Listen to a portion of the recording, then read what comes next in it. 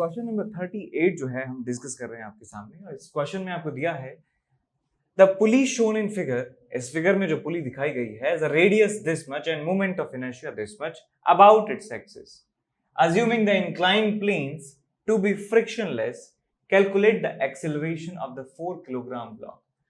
तो 4 किलोग्राम का जो ब्लॉक है हमारे पास, उसका आपको निकालना है एक्सेलरेशन कितना होगा, इसका एक्सेलरेशन आपको कैलकुलेट करना है।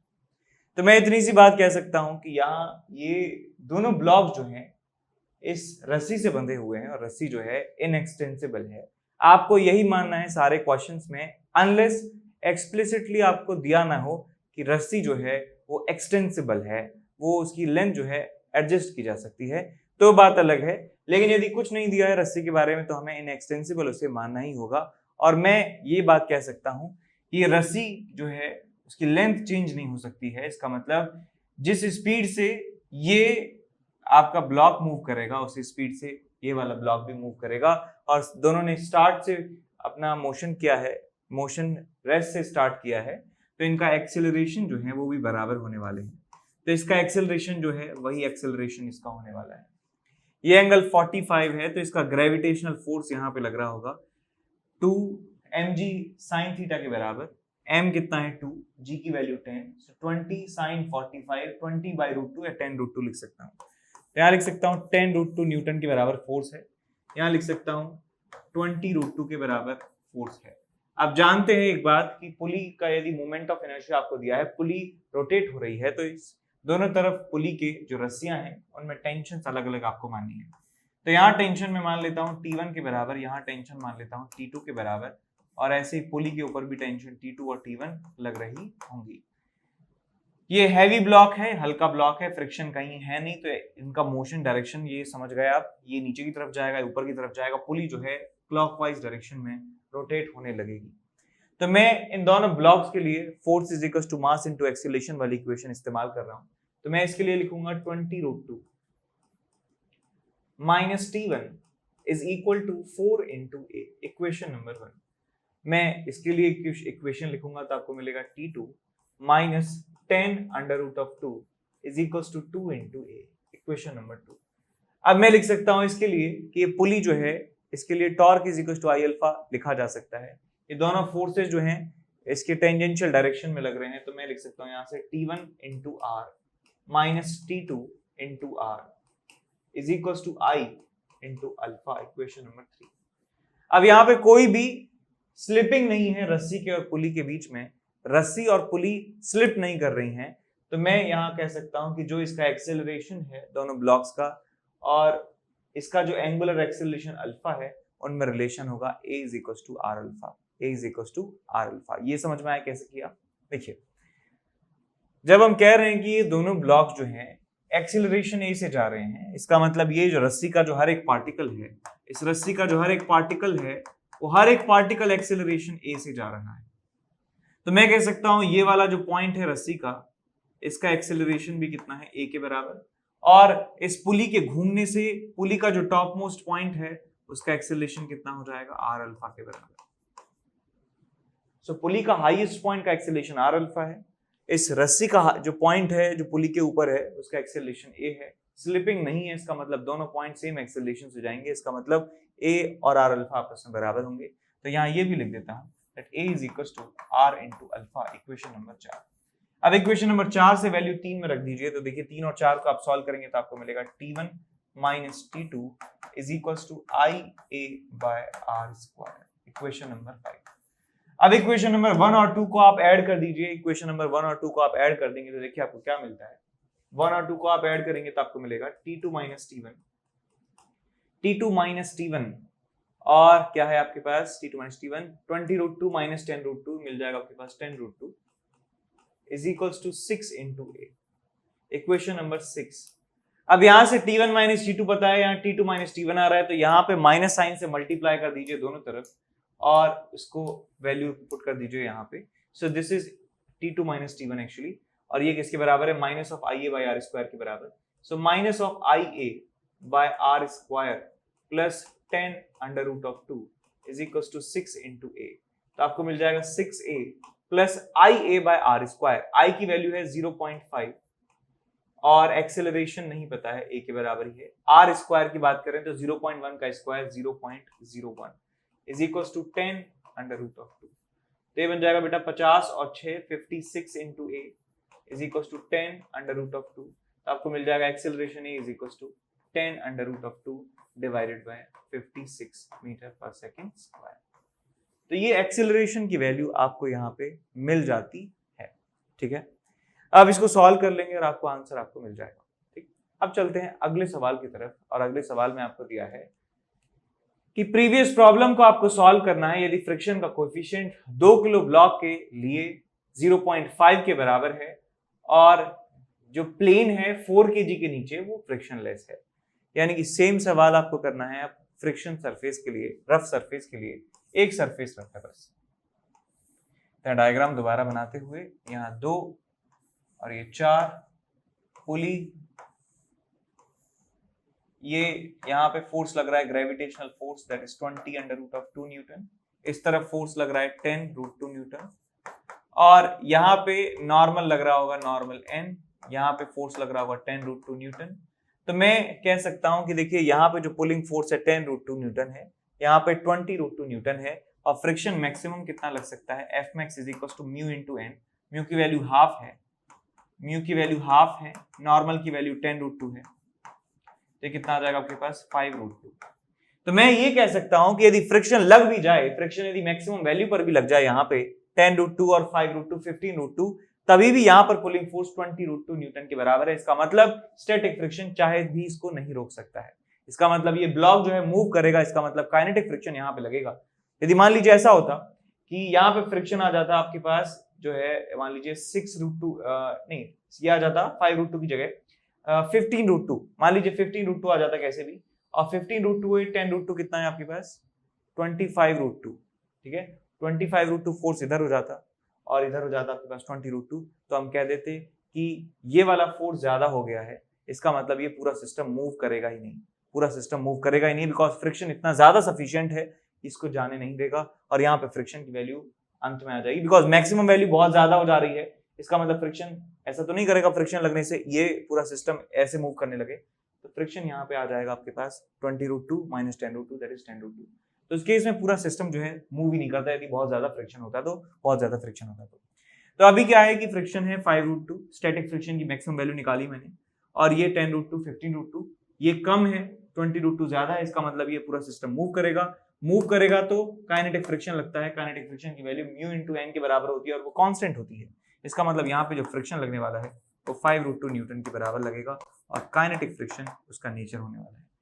अब मैं वही सारी इक्वेशंस जो है दोबारा लिख सकता हूँ यहाँ पे कि यहाँ टेंशन T1 मान लीजिए, यहाँ टेंशन T2 मान लीजिए। सो 20 रूट 2 अभी भी साथ साथ चलेंगे, minus T2 is equal to 4 into a, equation number 1। और लिख सकता हूँ यहाँ पे T1 minus 10 5 20 15 root 2, T1 minus 15 root 2 is equal to mass into acceleration 2 into a, equation number 2। और यहाँ पे लिख सकते हैं आप T2 minus T1 is equal to I into a divided by are square, equation number 3। अब इन तीनों equations को आप सॉल्व कर सकते हैं जैसे मैंने पहले किया था। इन दोनों इक्वेशंस को आप ऐड कर दीजिए तो आपको मिल जाता है यहाँ से T1 minus T2 plus 5 root 2 is equal to 6 into A. और यहाँ से T2 माइनस T1 की जो वैल्यू है, यहाँ से आप माइनस से मल्टीप्लाई करिए दोनों तरफ, तो ये बन जाएगा आपके पास T1 माइनस T2, ये आप रख दीजिए यहाँ पे, तो मिल जाएगा T1 माइनस T2, उसकी वैल्यू कितनी है minus of I A by R square. So minus of I A by R square plus 5 root 2 is equal to 6a। अब आई थिंक आप सॉल्व कर सकते हैं बड़ी आसानी से। आई की वैल्यू 0.5, आर की वैल्यू 0.1, यहाँ पे पुट करेंगे आपको आंसर मिल जाएगा एक्सेलरेशन का। ठीक, अब चलते हैं अगले सवाल की तरफ। अगले सवाल में आपको दिया हुआ है क्वेश्चन नंबर 40 में कि एक यूनिफॉर्म मीटर स्टिक है जिसका मास 200 ग्राम है। यूनिफॉर्म मीटर स्टिक यानी लेंथ उसकी 1 मीटर है, 200 ग्राम उसका मास है, और उसको सस्पेंड कर दिया जाता है from the ceiling through 2 vertical string of equal length fixed at the ends. और उनके दोनों किनारों पे वर्टिकल रस्सी बांध दी जाती है इक्वल लेंथ की। अब इक्वल लेंथ की वर्टिकल रस्सी में दी एंड पर बांध रहा हूं, इसका मतलब क्या है कि रॉड जो है वो हॉरिजॉन्टल में है, रॉड हॉरिजॉन्टल पोजीशन में है। ठीक, ये बात समझ में आई। अब इसका मास 0.2 kg और इसका लेंथ 1 मीटर। ठीक, अब क्या कहा गया है कि एक छोटा सा ऑब्जेक्ट 20 ग्राम का ऑब्जेक्ट रख दिया जाता है 70 सेंटीमीटर फ्रॉम द लेफ्ट से। तो यहां पे यदि मैं 0 की मार्किंग कर देता हूं, यहां पे मैं मार्क कर देता हूं 1 मीटर के बराबर, तो 0.7 पर हमारा एक पार्टिकल रखा हुआ है, पार्टिकल का मास है 20 ग्राम के बराबर, और 20 ग्राम का जो वेट है हम दिखा सकते हैं, यह आ जाएगा आपके पास 0.2 न्यूटन के बराबर। ये जो रॉड है इसका जो ग्रेविटेशनल फोर्स है 2 न्यूटन के बराबर लग रहा होगा नीचे, और ये जो पॉइंट होगा ये 0.5 कहलाएगा। ये 0, 0.5, 0.7, 1 मीटर। ठीक है, बेसिकली एक्स कोऑर्डिनेट्स लिख दिए मैंने, इसको ओरिजिन मान लें, इसको एक्स एक्सिस मान लेता हूं। तो अब हमें क्या करना है, टेंशंस बतानी है दोनों रस्सियों में। तो इसमें टेंशन में मान लेता हूं T1 के बराबर है, तो रस्सी पर फोर्स में T1 दिखा सकता हूं, यहाँ पे रस्सी पर फोर्स दिखा सकता हूं T2 के बराबर। अब पहली इक्वेशन लिख सकता हूं कि summation of all the forces is equal to 0, because पूरा सिस्टम इक्विलिब्रियम में है, मैकेनिकल इक्विलिब्रियम है, तो सारे टॉर्क का सम 0, सारे फोर्सेस का सम 0। तो पहले फोर्सेस की बात करें, so T1 plus T2 is equal to 2 plus 0.2 is equal to 2.2 newton, equation number 1। दूसरा हमारे पास है कि summation of all the torque is equal to 0, तो आपको मिल जाएगा यहाँ से T1 इंटू 0.5। ये जो टॉर्क है T1 का सेंटर ऑफ मास के अबाउट, वो क्लॉकवाइज डायरेक्शन में है, तो इसको मैं नेगेटिव लिख रहा हूँ। ये इसका टॉर्क इस पॉइंट के अबाउट 0 हो जाएगा, मैंने सिखा रखा है, प्लस mg2 इंटू 0। अब इसकी बात करें, इसका टॉर्क इसके अबाउट जो है वो क्लॉकवाइज डायरेक्शन में है, तो हमें इसे नेगेटिव लेना होगा। सो माइनस ऑफ 0.2 इंटू 0.2, ये आपको मिल जाएगा ये नेगेटिव टॉर्क, और इस फोर्स का जो टॉर्क है वो एंटी क्लॉकवाइज डायरेक्शन में है, तो ये प्लस में आपको लिखना होगा, प्लस T2 इंटू 0.5, और ये सारे टॉर्क्स का जो सम है वो 0 के बराबर है, 0 के बराबर सारे टॉर्क्स का सम है। तो आपको यहाँ पे मिल जाएगा T2 इंटू 1/2, T2 इंटू 1/2, और आपके पास है is equals to T1 into 1/2, ये 0 हो गया, और ये मिल जाएगा आपके प्लस 0.04, एक 0 हट जाएगी इसमें से, नहीं 0 क्यों हटेगी, 0.04, तो ये 4/100 आपको मिल जाएगा, 4/100। ठीक है, सो आप यहाँ पे क्या कर सकते हैं, एक हाफ हाफ हाफ से कैंसिल आउट कर सकते हैं इसको, तो बन जाएगा आपके पास 8। ठीक, अब ऊपर आपके पास एक इक्वेशन ये है, एक इक्वेशन ये है, तो यहाँ से जो वैल्यू है T2 की आप उसमें पुट कर दीजिए, तो आपको मिलेगा T1 plus 8/100 is equals to 2.2, तो आपको मिल जाएगा 2 times T1 is equals to 2.2 minus of 0.08, कितना हो जाएगा आपके पास, 2.2 में से 0.08 गए तो आपको मिलेगा 2.12, और यहाँ से T1 की वैल्यू आपको मिल जाती है 1.06। तो T1 की वैल्यू 1.06 न्यूटन के बराबर आपको मिल जाती है। यदि आप G की वैल्यू 9.8 रखेंगे तो आपको आंसर और भी ज्यादा एक्यूरेट मिलेगा, जो बुक में दिया है 9.8 के हिसाब से। अब T1 पता चल गया और दोनों का समेशन 2.2 है, तो आप यहाँ से T2 की वैल्यू भी निकाल सकते हैं। 2.20 माइनस 1.06 कितना मिल जाएगा आपके पास, 1.14 न्यूटन आपको मिल जाता है tension in this string. So T1 T2 हमने निकाल लिया, हमारा आंसर जो है आ गया।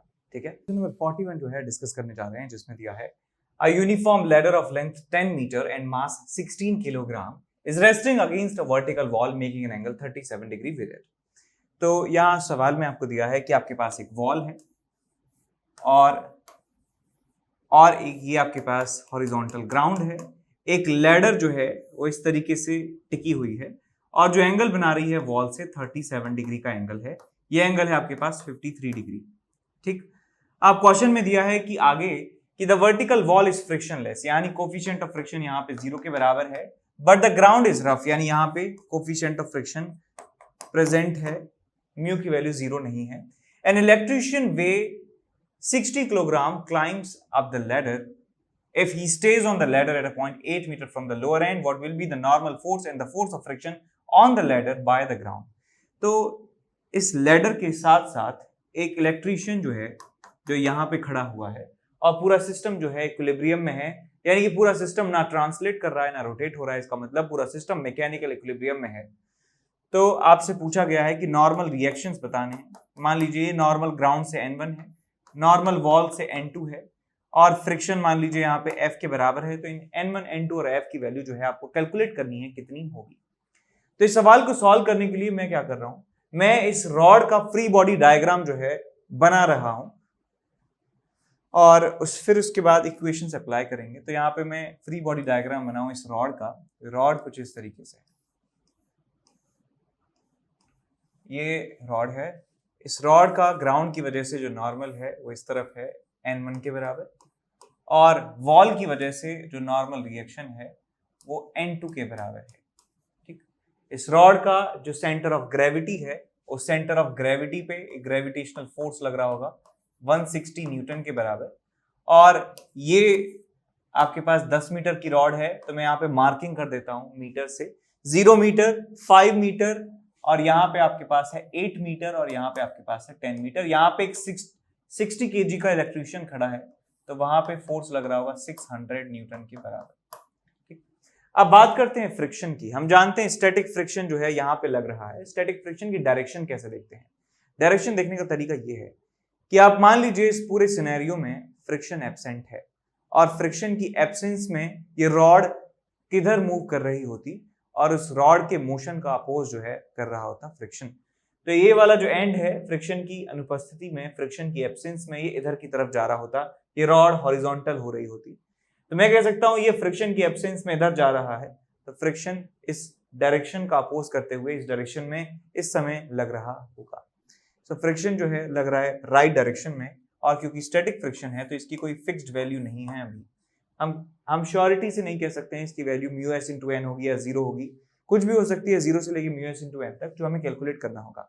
अब पूरा सिस्टम इक्विलिब्रियम में है, मैकेनिकल इक्विलिब्रियम में, यानी कि सारे फोर्सेस का समेशन 0 है, सारे टॉर्क्स का समेशन 0 है। तो सारे फोर्सेस का समेशन 0 कर यदि कर देते हैं, सो वर्टिकल डायरेक्शन में जितने भी फोर्स हैं उनको 0 कर दीजिए, आपको मिलेगा N1 is equal to 160 plus 600 is equals to 760 Newton. अब यहाँ पे G की वैल्यू 9.8 आप रखेंगे तो आपको आंसर जो है इससे थोड़ा सा कम मिलेगा जो किताब में दिया हुआ है। ठीक है, तो घबराए नहीं, G की वैल्यू 9.8 रख दें, आपका आंसर जो बुक में दिया है वो मैच कर जाएगा। अब हॉरिजॉन्टल डायरेक्शन में जो फोर्सेज हैं उनको इक्वेट करते हैं। हॉरिजॉन्टल में एक फोर्स है फ्रिक्शन, एक फोर्स है N2, तो आपको मिल जाएगा यहाँ से N2 is equals to friction, equation number 2, equation number 1। अब बात आती है टॉर्क की, summation of all the torques is equals to 0। अब टॉर्क कैसे निकालें, किस पॉइंट के अबाउट निकालें? तो आप ये बात याद रखना कि मैकेनिकल इक्विलिब्रियम यदि है तो किसी भी पॉइंट के अबाउट टॉर्क 0 कर सकते हैं, इसके अबाउट, इसके अबाउट, इसके अबाउट, इसके अबाउट, इस पॉइंट के अबाउट भी टॉर्क जो है आप 0 कर सकते हैं। इन सारे फोर्सेस का वो 0 के बराबर ही आपको मिलने वाला है। लेकिन मैं थोड़ा सा क्लेवर हूं, मैं एक ऐसा पॉइंट चूज करूंगा जिस पॉइंट से मैक्सिमम फोर्सेस निकल रहे होंगे। यदि मैं इस पॉइंट को चूज करता हूं तो इसका और इसका जो टॉर्क है इस पॉइंट के अबाउट 0 हो जाएगा, तो मुझे कम जो है लिखने होंगे। ठीक बात? तो मैं इस पॉइंट के अबाउट टॉर्क लिख देता हूं, इसका टॉर्क इसके अबाउट, इसका टॉर्क इसके अबाउट, इसका टॉर्क इसके अबाउट।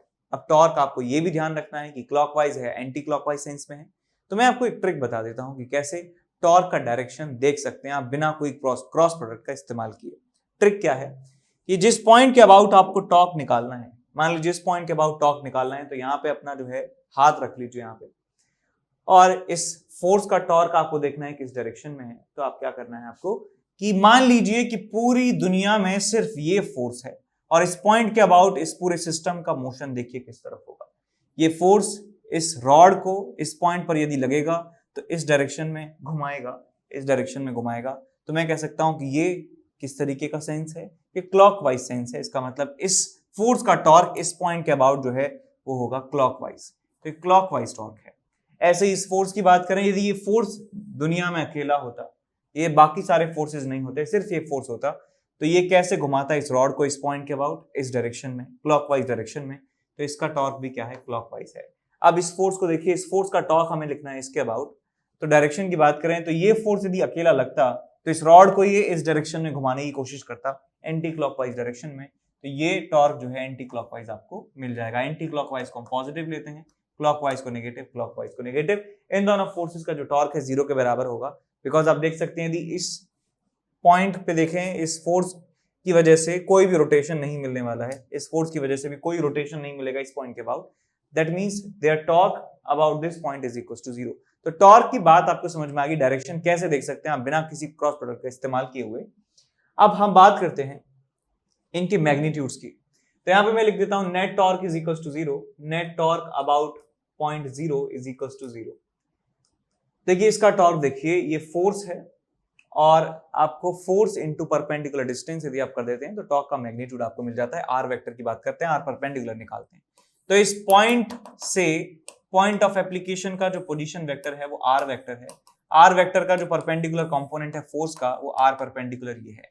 तो ये वाली डिस्टेंस कितनी हो जाएगी, 5 का ये वाला कंपोनेंट 5 cos 53, तो आपको ये मिल जाएगा the force is 160 into perpendicular distance is 5 cos 53 degree, और ये माइनस में होगा बिकॉज ये क्लॉकवाइज है। ऐसे ही इसकी बात करें, इस पॉइंट का पोजीशन वेक्टर इसके रिस्पेक्ट में होने वाला है ये वाला, और इस पोजीशन वेक्टर का यहां से लेके यहां तक के वेक्टर का जो परपेंडिकुलर कंपोनेंट होगा वो होगा ये वाला। तो मैं कह सकता हूं ये वाली डिस्टेंस कितनी होने वाली है, 8 cos 53 के बराबर। तो आपको मिल जाएगा minus of 600 into 8 into cos 53। अब बात आती है इसके टॉर्क की, ये जो पॉइंट है इसका पोजीशन वेक्टर होगा ये, और इस पोजीशन वेक्टर का परपेंडिकुलर कंपोनेंट, इसके परपेंडिकुलर कंपोनेंट कौन सा होगा, ये वाला। और ये वाली डिस्टेंस मैं बता सकता हूं कि यहां से लेके यहां तक 10 है, ये वाला एंगल 53 है, तो कितना हो जाएगा 10 sin 53 के बराबर। तो आपको मिल जाएगा प्लस में n2 into 10 sin 53 is equals to 0 के बराबर। तो प्लस प्लस वाली टर्म्स है उनको एक तरफ ले जाएंगे, माइनस माइनस वाली जो टर्म है उनको एक तरफ ले जाएंगे। तो आपको यहां मिल जाता है n2 into 10 into sine 53 is 4/5 is equal to 160 into 5 into 3/5 plus 600 into 8 into 3/5। so 5 5 5 आपस में कैंसिल आउट हो जाते हैं, 0 0 0 आपस में कैंसिल आउट हो जाते हैं, 4 से 4 बार 16, 4 से गया 2 बार, और आपको मिल जाता है n2 बराबर 4 जब 20 या 60 2 इंटू 60 कितना हो जाएगा आपके पास, 2 इंटू 60 120 इंटू 3 360। तो आपको मिल जाएगा यहाँ से n2 is equal to 420 Newton के बराबर। सो आपको n2 पता चल गया, n1 पता चल गया, तो आप यहाँ से फ्रिक्शन की वैल्यू भी बता सकते हैं। Friction is equal to n2 के बराबर is equal to 420 newton is also the value of friction. अब यहाँ पे g की वैल्यू 9.8 यदि पुट करेंगे तो आपका आंसर थोड़ा सा कम आएगा इससे, और वही आंसर किताब में दिया हुआ है, मैंने 10 ले लिया सिंपलिसिटी के लिए। अब दूसरी बात यह आपसे पूछा गया है कि मिनिमम कोफिशिएंट ऑफ फ्रिक्शन कितना होगा। जब भी सवाल में मिनिमम आ जाए, कुछ मैक्सिमम वर्ड आ जाए, एक्सट्रीम आ जाए, minimum, starts moving, start slipping, तो उस क्वेश्चंस में क्या करना होता है, फ्रिक्शन को आप म्यू एस इंटू एन के बराबर रख सकते हैं। तो फ्रिक्शन की वैल्यू म्यू इंटू, यहाँ पे फ्रिक्शन है तो यहाँ पे नॉर्मल आपको लिखना है, म्यू इंटू n1 की वैल्यू आप रख दीजिए इसके बराबर n2 के बराबर। n2 की वैल्यू कितनी है, 420 के बराबर, 420। तो आपको म्यू की वैल्यू मिल जाती है 420 डिवाइडेड बाय n1 की वैल्यू 760, 0 से 0 गया, 21 38, 21/38 के बराबर आपको म्यू की वैल्यू मिल जाती है यहाँ से। ठीक बात, समझ गए। आगे चलते हैं इसके बाद क्वेश्चन नंबर नेक्स्ट की तरफ। क्वेश्चन नंबर 45 है, इसमें दिया है यूनिफॉर्म रॉड है, लेंथ उसकी L है और रेस्ट कर रही है ये स्मूथ रोलर के अगेंस्ट, यानी कि ये स्मूथ रोलर है, यानी कि यहाँ पे कोई भी फ्रिक्शन नहीं है, लेकिन यहाँ पे फ्रिक्शन है।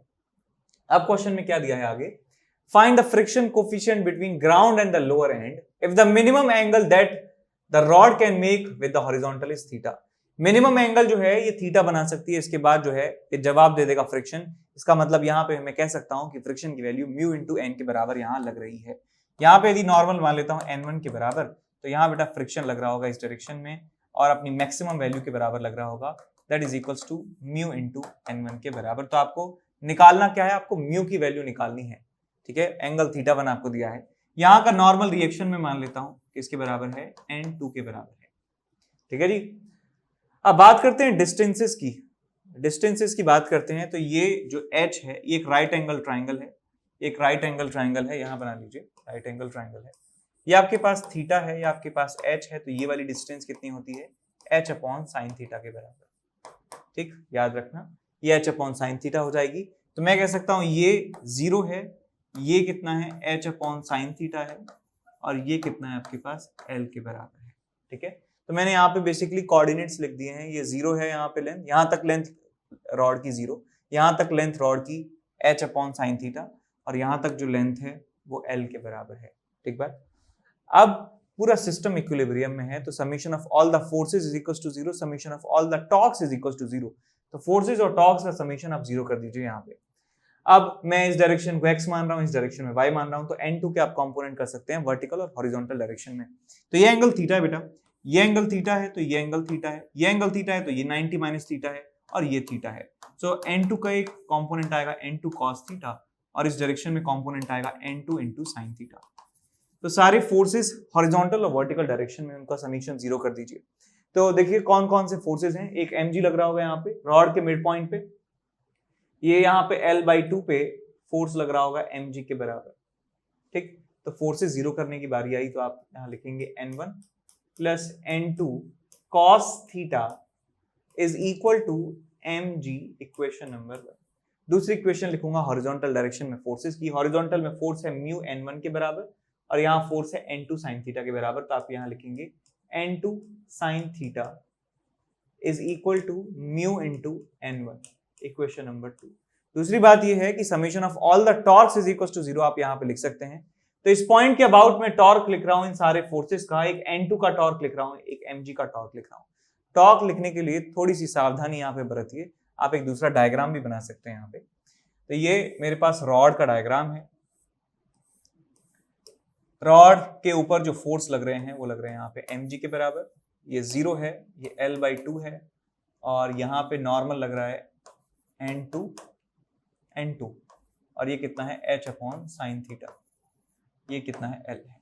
ठीक है, ये आपके पास इनकी लंबाई को लिखने का एक तरीका है जो मैंने अभी 1 घंटे पहले सीखा है अपने आप से। इस पॉइंट से जो है मैक्सिमम फोर्सेस निकल रहे हैं बेटा। ये आपके पास n1 है, ये आपके पास है फ्रिक्शन म्यू इंटू n1। तो इस पॉइंट के अबाउट में टॉर्क लिखने वाला हूँ। डायरेक्शन की बात करें, इस mg की बात करें तो mg4 जो है यदि अकेला लगेगा तो इस पॉइंट के अबाउट इस पूरी रॉड को ऐसे घुमाएगा, तो इस डायरेक्शन में घुमाएगा, तो इसका टॉर्क कितना हो गया क्लॉकवाइज, तो नेगेटिव टॉर्क इसका होने वाला है। इसकी बात करें, ये फोर्स यदि अकेला लगेगा तो इसको ऐसे घुमाएगा, कौन सा हो गया एंटी क्लॉकवाइज, का मतलब ये पॉजिटिव टॉर्क है। तो summation of all the torques is equal to 0। तो यहाँ mg का टॉर्क यदि लिखने की बात करें तो ये एंगल है थीटा के बराबर, और ये परपेंडिकुलर डिस्टेंस कितनी हो जाएगी आपके पास, यहाँ से लेके यहाँ तक L/2 cos थीटा के बराबर। तो यहाँ लिखूंगा मैं mg cos theta into L/2 is equal to anticlockwise torque कितना है हमारा, आ जाएगा आपके पास n2 इंटू परपेंडिकुलर डिस्टेंस कितनी है h upon sine theta, equation number 3। Equation number 3 आपको यहाँ पे मिल जाती है। अब इन तीनों इक्वेशंस को हमें क्या करना है बेटा, सॉल्व करना है। सॉल्व कैसे करेंगे, यहां से आप n2 की वैल्यू निकालिए, यहां से n2 की वैल्यू आपको क्या मिलती है, n2 is equals to mg sin theta cos theta, और यहाँ पे L अपॉन 2h, यहां से sin थीटा गया, mg sin theta cos theta L/2h, n2 की वैल्यू आपको यहाँ पे मिल गई, n2 मिल गया।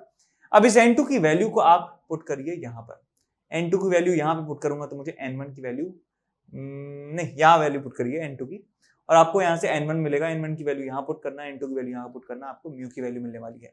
तो चलिए स्टार्ट करते हैं। यहाँ पे n2 की वैल्यू यहाँ पे पुट करेंगे, ओप्स n2 यहाँ, तो आपको मिलेगा n1 plus n2 cos theta into n2 which is mg L upon 2h sin theta cos theta, ठीक, इज इक्वल्स टू mg। तो आपको यहाँ पे मिल जाता है n1 is equal to mg, common ले लिया, और यहाँ पे मिल जाएगा 1 minus L upon 2h sin theta cos square theta. इसको यहाँ पे और सिंप्लीफाई कर लीजिए तो आपको मिल जाएगा 2h minus L cos square theta sin theta divided by 2h, और यहाँ पे बाहर मल्टीप्लाई में है mg। ये n1 की वैल्यू आपको मिल जाती है यहाँ से। अब हमें n1 पता है, हमें n2 पता है। अब आप क्या करेंगे, दोनों वैल्यूज जो हैं मैं पुट करने वाला हूँ इक्वेशन नंबर 2 में। तो इक्वेशन नंबर 2 में वैल्यू पुट करिए, तो n2 की वैल्यू यहाँ से लिख सकता हूँ मैं mg L by 2h mg L by 2h sin theta cos theta, ये n2 है, इसमें sin थीटा से मल्टीप्लाई करेंगे, is equal to mu into n1। n1 की वैल्यू कितनी है? n1 की वैल्यू है mg by 2h और यहां पे ब्रैकेट में आएगा 2h minus mg by 2h minus l cos square sin theta, 2h minus l cos square theta sin theta, याद आएगा आपके पास? ठीक है, अब इसे थोड़ा सा सॉल्व कर लीजिए। तो यहाँ बेटा mg अपॉन 2h से mg upon 2h cancel out हो गया, साइन थीटा से यहां मल्टीप्लाई करेंगे तो आपको मिल जाएगा L sine square theta cos theta divided by 2h minus L cos square theta sine theta. तो ये आपको म्यू की वैल्यू यहां से मिल जाती है, L sine square theta cos theta divided by 2h minus L cos square theta sine theta. ठीक है, एक बार डायमेंशन जरूर चेक कर लीजिए, यहाँ लेंथ का डायमेंशन है और ये लेंथ का डायमेंशन मिल गया, पूरा डिनोमिनेटर लेंथ का डायमेंशन है, ऊपर ये डायमेंशन लेस है, ये लेंथ का डायमेंशन, ऊपर लेंथ नीचे लेंथ कैंसिल, एक डायमेंशन लेस क्वांटिटी आपको मिल गई है। तो आप ये चेक कर सकते हैं, यदि आपका जो ऑब्जेक्टिव टाइप का क्वेश्चन है तो भी चेक कर सकते हैं कि कहीं मैंने गलती तो नहीं कर दी है। ठीक है।